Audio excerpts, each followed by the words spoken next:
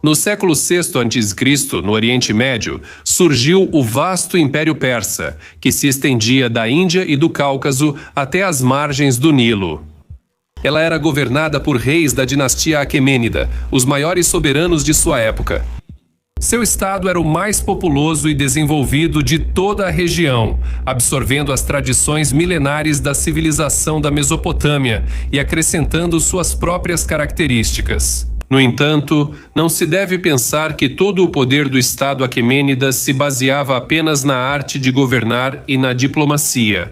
Um papel fundamental na ascensão do Império foi desempenhado por suas forças armadas, que se destacavam pelo grande número de soldados e pela excelente organização.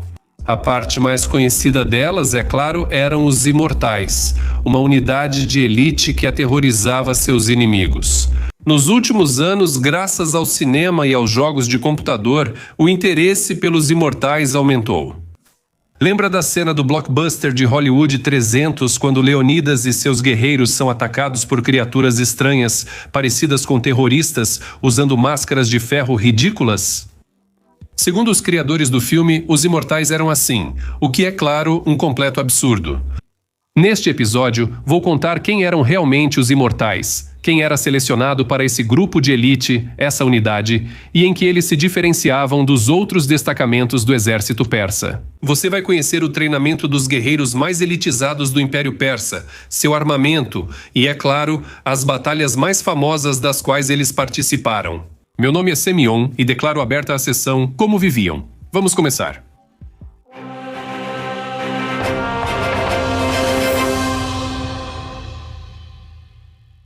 Um pouco de história. E como surgiram? Os Imortais? As tribos iranianas viviam desde a antiguidade em uma vasta região que ia do Mar Cáspio até o Golfo Pérsico. As primeiras menções a elas aparecem nos anais assírios do século IX a.C. Os persas se dedicavam à agricultura, enquanto nas regiões de estepe a pecuária era amplamente praticada. Em Kiev como a principal pessoa.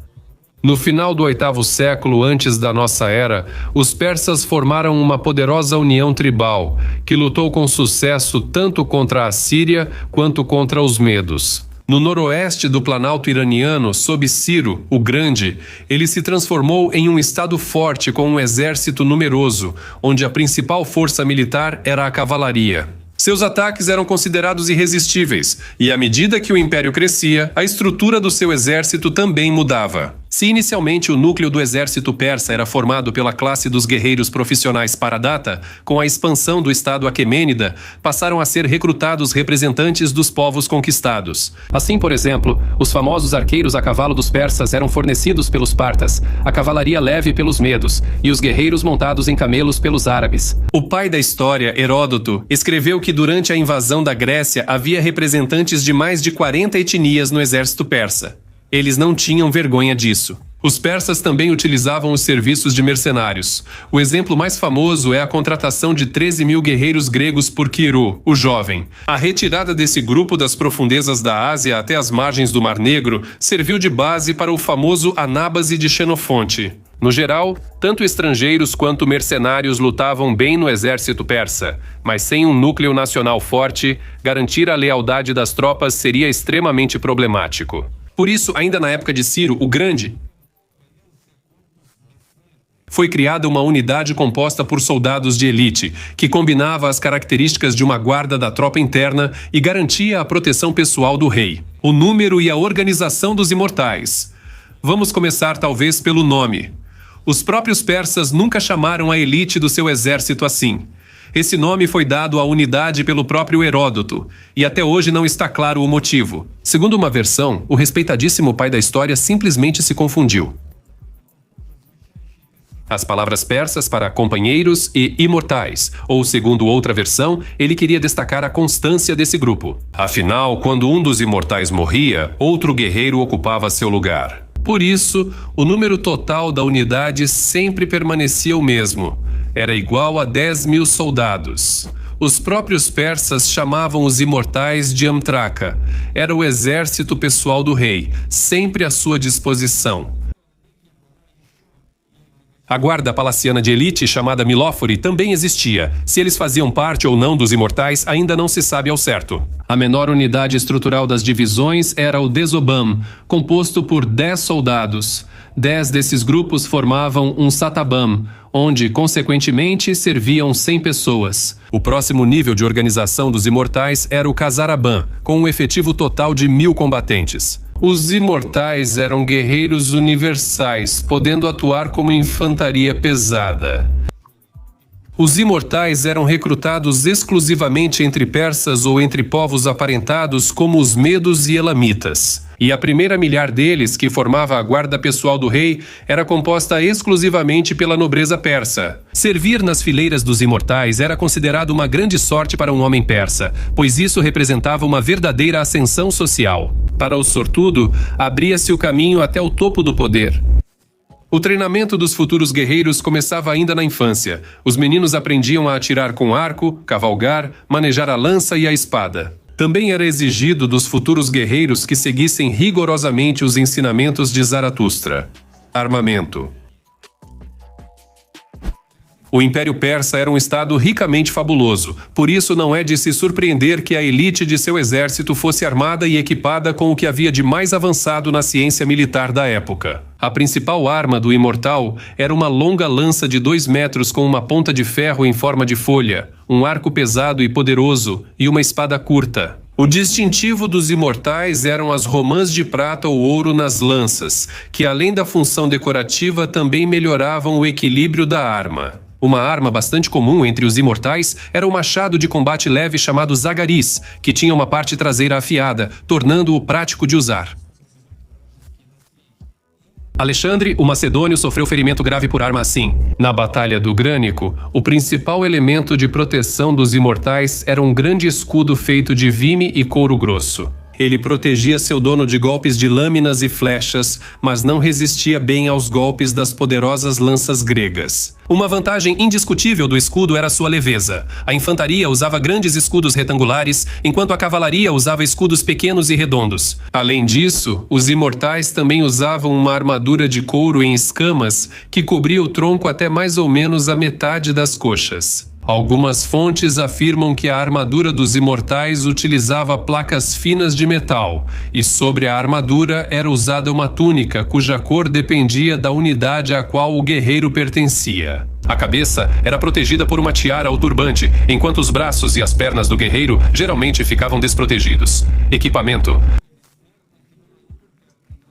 Não só tinha um significado militar, mas também devia mostrar o poder e a riqueza do rei persa. Por exemplo, o calçado era amarelo, pois essa cor era considerada da corte. As armas eram ricamente decoradas com metais preciosos, os cabos de adagas e espadas eram feitos em forma de cabeças e animais, e os guerreiros usavam braceletes e brincos de prata e ouro. Além disso, os imortais tinham seus próprios privilégios. Durante as campanhas, eram acompanhados por servos e concubinas. Esse era o caminho de combate dos imortais. Como se sabe, a história é escrita pelos vencedores, por isso conhecemos as qualidades de combate dos imortais, principalmente por meio de seus inimigos, os gregos. Não é de se surpreender que essa elite do exército persa nos seja apresentada como perdedores, que eram constantemente derrotados pela milícia helênica grega. É claro que isso não é bem assim, pois o exército persa conseguiu conquistar enormes territórios do Ganges ao Nilo. E durante vários séculos, o nome dos imortais ressoou por toda a Ecúmena.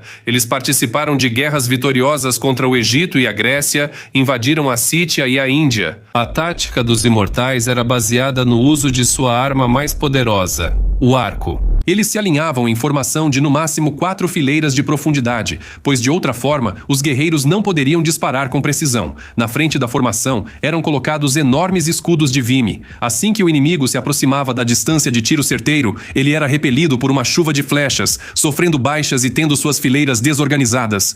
Em seguida, os persas partiam para o ataque ou enviavam a cavalaria à frente. Um cavaleiro que penetrava na formação inimiga desorganizada era um adversário temível. A única salvação era uma formação fechada, uma parede de escudos e lanças. Porém, devido ao bombardeio dos arcos, manter tal formação não era fácil. Quando a cavalaria rompia a formação, as lanças se tornavam inúteis devido à falta de espaço, e as espadas pouco ajudavam contra um cavaleiro. Os escudos pesados também eram ineficazes, pois era impossível aparar por muito tempo os golpes vindos de cima. Essa tática funcionava perfeitamente até que os persas se depararam com a infantaria grega pesada, treinada para lutar em uma formação densa e fechada. Uma das primeiras grandes batalhas das guerras greco-persas foi a Batalha de Maratona, em 490 a.C., na qual os persas.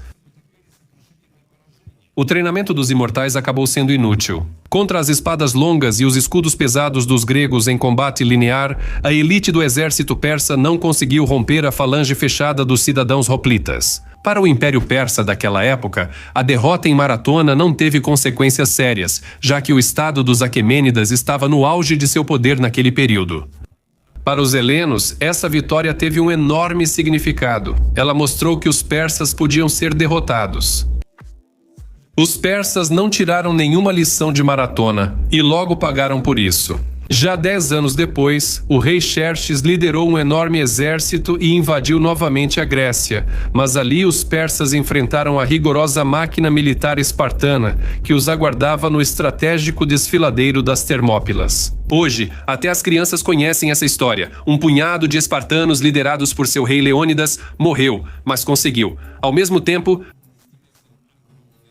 as perdas dos imortais novamente se mostraram inúteis. No ano seguinte, aconteceu a batalha decisiva de toda a campanha, a Batalha de Plateias, onde o exército persa novamente sofreu uma derrota esmagadora e entre suas fileiras havia muitos imortais. Eles foram os únicos que mantiveram a capacidade de combate até o fim da batalha, mas isso já não podia mudar nada. Ficou claro que a Era dos Imortais estava chegando ao fim. A Falange Macedônia e as reformas de Dário III.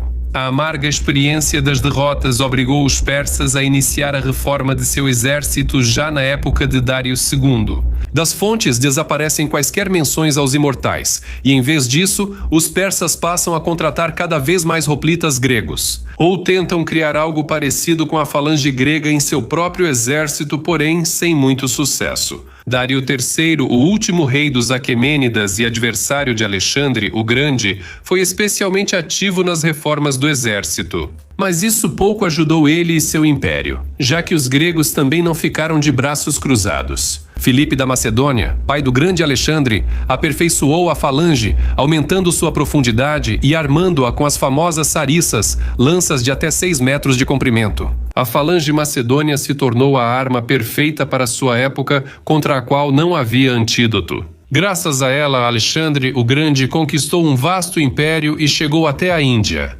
Mas essa já é uma história completamente diferente, na qual não houve mais lugar para os imortais. Tentaram recriar os imortais na época dos governantes da dinastia sassânida, que governaram a Pérsia do século III ao VII da nossa era. Eles faziam de tudo para imitar o Império Persa dos tempos de Ciro, o Grande, e Dário, por isso também criaram seus próprios imortais. Eles também eram 10.000, também eram uma elite. Só que agora os imortais eram exclusivamente guerreiros a cavalo, participavam ativamente dos confrontos contra Roma e, no geral, se saíram muito bem. Epílogo. Agora, algumas palavras finais. Os Imortais são uma página extremamente interessante da história do mundo antigo. Ela está ligada a nomes e eventos lendários para nós, como a Batalha de Maratona, o rei Leônidas, os 300 espartanos Alexandre, o Macedônio, Dário, e também a criação de um dos primeiros impérios da história mundial, o Estado Persa. É ruim que a maioria das pessoas conheça os imortais graças à cultura de massa, que não é a fonte de informação mais adequada. Recomendo a todos ler livros sérios, visitar sites temáticos ou simplesmente assistir ao nosso canal. Até mais a todos.